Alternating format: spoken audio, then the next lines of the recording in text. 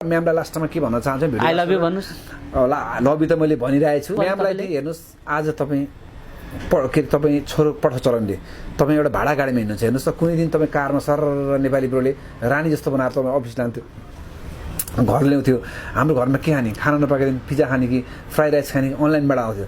आज मलाई त केही पनि भएको छैन म तल करोडकै घरमा बस्छु म त अहिले पनि मलाई त्यस्तो केही पनि छैन फिल तर म आफूले खाएर लाएर त भएन हेर्नुहोस् हेर्नु त्यो अवस्था देख्दा कति तपाईको मुटु दुखिरहेछ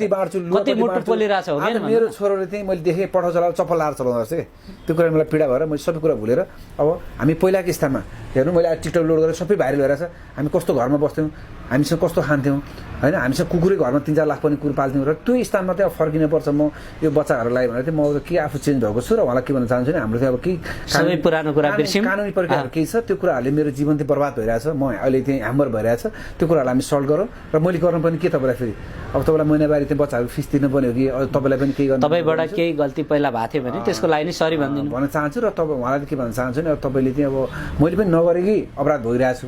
तपाईँले पनि अब त्यो झुकेर चाहिँ अब मलाई चाहिँ अपराधी जस्तोमा पुर्याउनु भयो तर तपाईँलाई त्यो थाहा छैन त्यो तपाईँ आफै झुकिनु भयो त्यो तपाईँको के भयो मन तर नेपाली ब्रो एउटा चोखो मन भएको राम्रो मान्छे हो मैले सुन्नु मैले चाहेको भए आफ्नो 5वटा घर बनाएको थिएन म यति कुरा च्यालेन्ज गर्छु म आफूले गाडी 20वटा फेरि हेर्नु मलाई गाडी पनि 4 त आवश्यक थिएन नि तर मैले के सोचेँ भने होइन त्यही घर पनि मैले उहाँको नाममा दिन्थेन होला सर दिन्थेँ मैले म आफूले किनेर घर दिन्छु होला त त्यो त्यो उहाँको त जाहिर त उहाँको मेरो शरीर कति आउँथ्यो र त्यो त मैले पहिले किने तर मैले के सोचेँ यो एउटा लेडिजको जिन्दगीमा त खेलवाड गर्नु न उसले घर